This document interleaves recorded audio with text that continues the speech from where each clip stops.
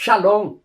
Estamos aqui mais uma vez no nosso momento Pão do Céu para trazer uma palavra de Deus ao seu coração.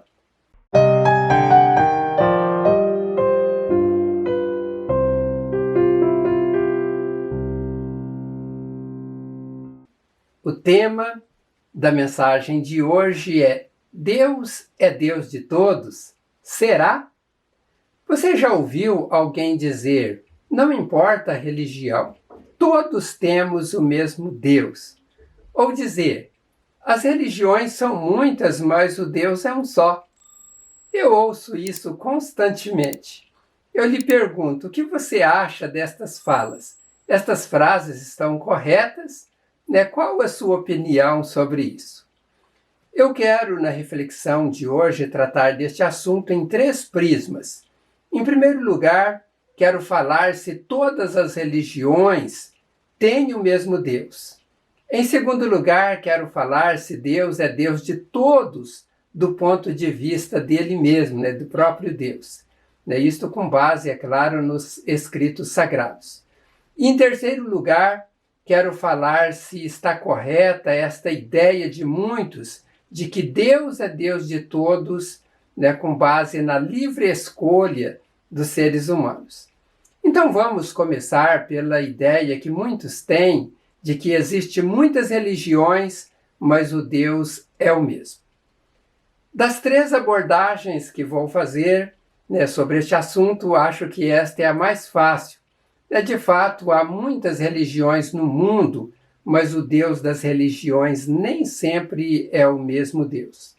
De acordo com o Boletim Internacional de Pesquisa Missionária, feita por David Barth, publicado no ano de 2012, ele mostra que em 2012 havia aproximadamente 10.500 religiões no mundo, e este número estava crescendo a cada ano.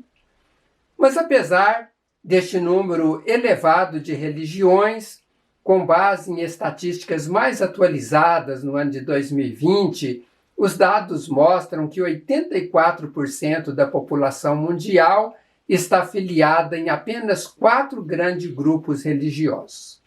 Esses 4 grupos são, pela ordem de maior adeptos, em primeiro lugar, o cristianismo, que tem aí aproximadamente 2,4 bilhões de seguidores. Em segundo lugar, vem o islamismo, com 1,8 bilhões. Em terceiro lugar, o hinduísmo, com 1,2 bilhões. E em quarto lugar, o budismo, com 520 milhões de pessoas. Estas 4 religiões representam juntas quase 6 bilhões de pessoas da população mundial. Diante deste número, a pergunta para a qual precisamos encontrar uma resposta é: em que Deus estas religiões acreditam? O cristianismo e o islamismo acreditam no mesmo Deus, ou seja, eles acreditam no Deus da Bíblia, lá do Antigo Testamento, o Deus criador do universo, o Deus dos patriarcas Abraão, Isaque e Jacó. Mas se divergem quanto às revelações de Jesus Cristo e as revelações do profeta Maomé, o profeta considerado por eles, aquele profeta enviado por Deus ali da era cristã, ou seja, para eles não é era cristã, mas é depois do nascimento de Cristo. Os cristãos têm Jesus Cristo como o Messias prometido, o Filho de Deus que veio para salvar o mundo. Já o islamismo substitui Jesus Cristo pelo profeta Maomé, considerado, como já disse por eles, o último profeta enviado por Deus. E este profeta vem então para trazer as últimas revelações e também com a missão de fundar a religião Islã, a qual foi fundada antes da sua morte, ou da morte de Maomé, no 7º século da era cristã. Só quero abrir aqui um parênteses para dizer que Maomé nasceu em Meca, na atual Arábia Saudita, no dia 22 de abril do ano de 570 da era cristã. e morreu com 61 anos de idade em 8 de junho de 1632. Ele foi sepultado na cidade de Medina, na Arábia Saudita, e fizeram para ele um túmulo monumental onde estão os seus restos mortais.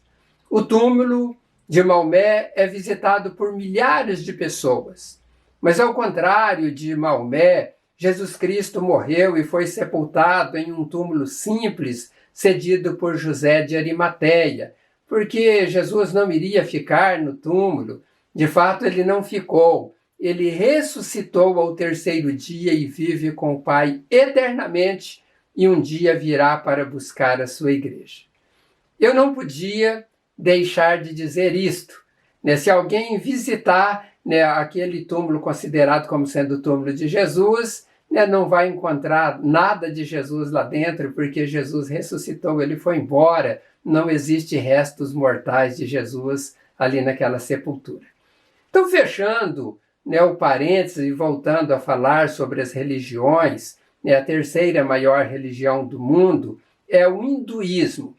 Diferente do islamismo e cristianismo, que tem um só Deus, eles têm uma grande diversidade de deuses. Eles têm como suas principais divindades o Brahma, que representa a força criadora do universo, segundo eles, também Ganesha, Deus da sabedoria e da sorte, isso para eles, Matsya, que eles acreditam que foi quem salvou a espécie humana da destruição, e Sarasvati, deusa das artes e da música, e também um dos outros deuses ou das entidades que eles têm, considerada ali, fazendo parte dos seus deuses, Shiva, Deus Supremo Criador da Yoga. E, por último, Vishnu, responsável pela manutenção do universo. O hinduísmo é considerada a religião mais politeísta do mundo. Nela não há nada que se possa comparar ao cristianismo. Eles diferem em tudo. Já a quarta maior religião do mundo, o budismo, por sua vez, na sua forma clássica, não é teísta, ou seja, não possui um Deus, um único Deus. Eles negam a existência de um Deus criador. O budismo é um sistema filosófico religioso indiano fundado por Siddhartha Gautama. E esse homem viveu nos anos 563 a 483 a.C. O Buda, que parte da constatação do sofrimento como a condição fundamental de toda a existência, acreditam na possibilidade de superá-lo através da obtenção de um estado de bem-aventurança integral, o que chamam de nirvana. Parece incoerência uma religião que não tenha um Deus, mas o budismo tem esta característica, eles não têm nenhum Deus. Eu poderia ainda falar muito destas e outras religiões, mas este não é o propósito desta mensagem. Só citei estas 4 maiores religiões para mostrar que, por escolha, elas se divergem quanto ao Deus que servem e principalmente quanto ao Filho de Deus, Jesus Cristo. Olhando para estas religiões, podemos afirmar que para os budistas e hinduístas, o Deus da criação, o Deus da Bíblia, não é o Deus deles. Mas não é só destas 2 grandes religiões que o Deus da Bíblia não é o Deus deles. Muitas outras religiões acreditam em outros deuses, o que nos dá a condição de afirmarmos que, de fato, o nosso Deus, o Deus Criador do Universo, não é o mesmo Deus de todas as religiões. Cada religião escolhe quem é o seu Deus. Em segundo lugar, quero falar agora se Deus é Deus de todos, do ponto de vista do próprio Deus, com base na revelação bíblica nos escritos sagrados. Este tópico vou subdividi-lo em 2 partes. A primeira parte vou falar sobre a soberania de Deus, sendo Deus sobre todos, e em segundo lugar sobre a escolha que Deus faz a um determinado grupo de pessoas para ser o Deus delas. Sobre a soberania, de Deus, é importante entendermos que mesmo que as pessoas não escolham o Deus verdadeiro para ser o Deus delas, nem por isso Deus deixa de ser Deus. Ele é soberano, ele governa todo o universo, ele faz o que quer e ninguém pode impedi-lo de fazer aquilo que ele quer fazer. Neste aspecto, ele é Deus de todos, sendo reconhecido ou não como Deus. Deus não depende que alguém o escolha como seu Deus para que ele seja Deus. No passado, no século XVII, o filósofo, físico e matemático francês René Descartes, considerado o pai do racionalismo do período moderno, e que foi autor de uma frase tão conhecida: penso, logo existo. Nessa linha de raciocínio, ele também procurou provar a existência de Deus e, dentre os seus métodos de provas racionais, magistralmente simples, ele procurou mostrar que, porque existe em nós a simples ideia de um ser perfeito e infinito, daí resulta que esse ser necessariamente tem que existir e este ser é Deus. Utilizando outro método de prova pela causalidade de ideias, ele chegou à conclusão de que Deus existe pelo fato de a sua ideia existir em nós. Apesar dele defender a existência de Deus pelo racionalismo, Deus não depende de nenhuma prova racional da sua existência para que ele exista. Deus é infinito, Deus é eterno, o homem é incapaz de explicá-lo. Deus se manifestou como eu sou o que sou. Foi assim que Deus se manifestou a Moisés, lá no Monte Horebe, e Deus falou para Moisés dizer ao povo quem ele era, e se alguém perguntasse era para dizer: diga ao povo, eu sou o que sou. Deus é. A palavra existe é insuficiente para descrever a existência de Deus. Deus é. Eu quero que vocês gravem bem o que vou dizer. Deus é Deus de todos, mesmo daqueles que não o reconhecem como Deus. Foi ele quem criou tudo e todos. A existência de Deus e a soberania de Deus sobre todos não depende de que alguém o reconheça como Deus. O apóstolo Paulo, escrevendo aos Romanos, no capítulo 3, verso 29, ele pergunta: Deus é Deus apenas dos judeus? Ele não é também o Deus dos gentios?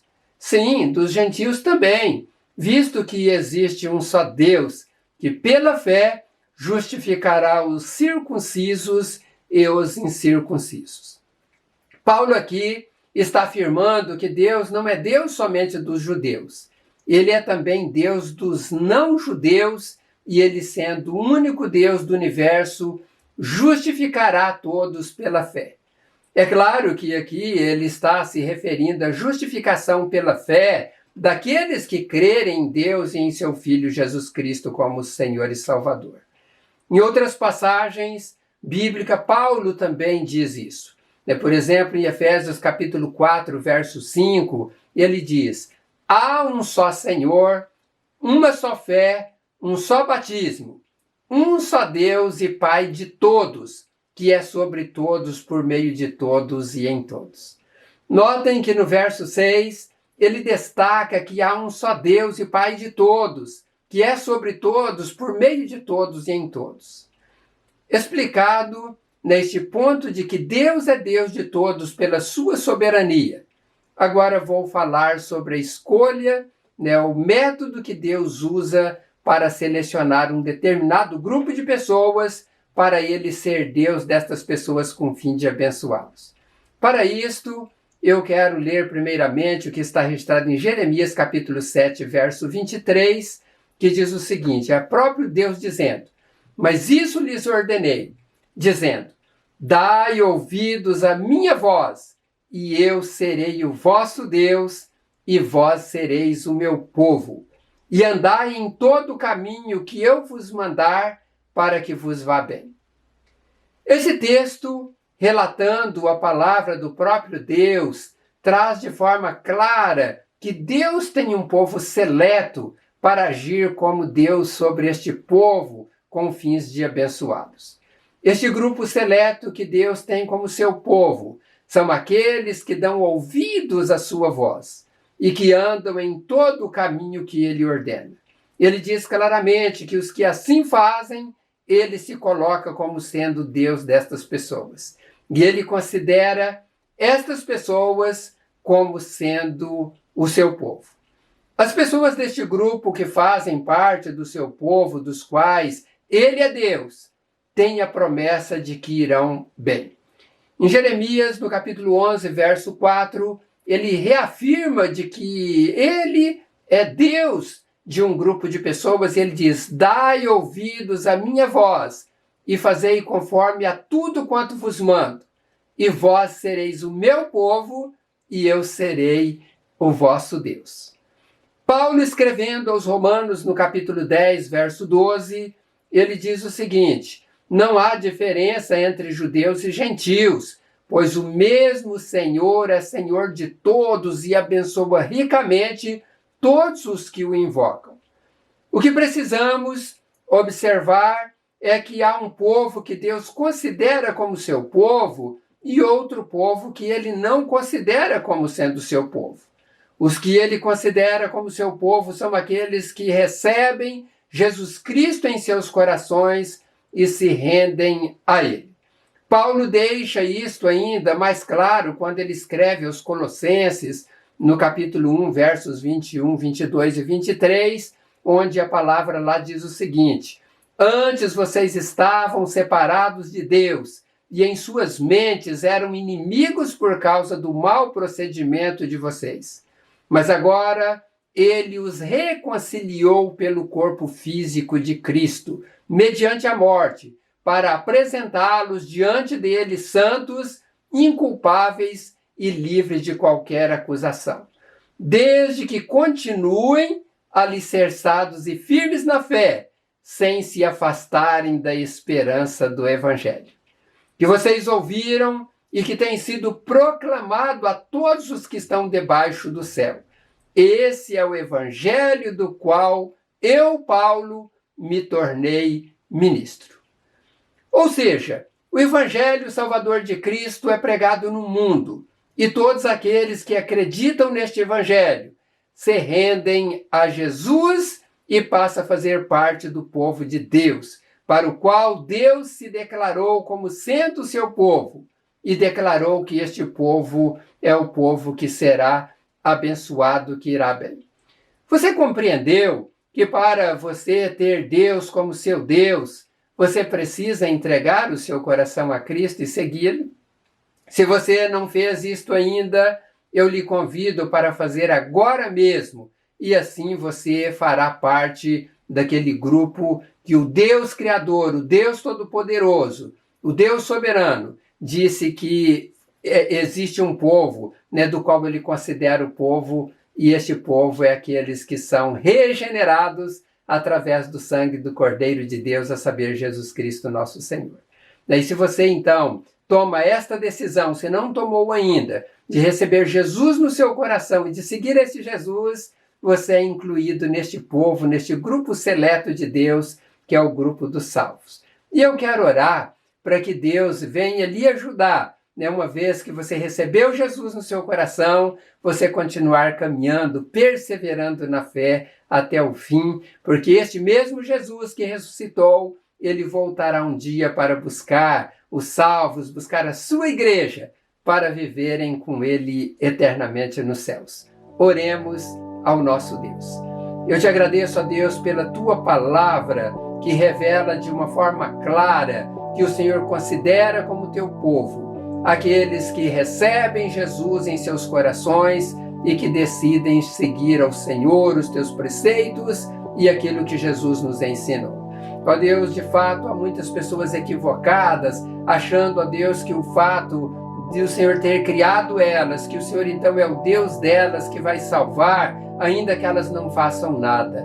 Ó Deus, e se elas então não se rendem ao Senhor, se não creem no teu Filho Jesus Cristo, nós sabemos que elas estão perdidas. Ó Deus, coloque as tuas mãos, ajude, ó Deus, haja na vida destas pessoas, para que elas possam compreender que o Senhor enviou o teu Filho para salvar a todos aqueles que nele crê e que, ó Deus, seguem este Jesus, observam o que Jesus ensinou e perseveram na tua palavra. Ajude, ó Deus, os teus filhos a seguirem nesta direção. Eu peço ainda nesta hora, ó Pai, o Senhor venha abençoar também a todos que me ouvem nesta hora, ajudando eles em todas as suas necessidades, no pão de cada dia, no salário, na renda, nos negócios, que eles tenham ó Deus, que eles prosperem naquilo que eles fazem. Ó Deus de poder, quanto àqueles que estão enfermos, coloque as tuas mãos, cure, tira toda a enfermidade. Esta é a minha oração em o nome do Senhor Jesus. Amém. Que Deus abençoe rica e abundantemente a sua vida. Quero pedir a todos aqueles que ainda não se inscreveram no canal Palavras de Vida, se inscreva, porque você vai somar a todos aqueles que já estão no canal, como nossos parceiros na semeadura da Palavra de Deus. E assim Deus irá lhe recompensar com certeza. E também você pode multiplicar esta mensagem, pegando o link e mandando para os seus amigos. Desta maneira você também será um pregador junto comigo, levando esta mensagem de Deus aos corações. Que Deus abençoe grandemente a sua vida. Até em breve, se Deus quiser. Um grande abraço a todos e a todas.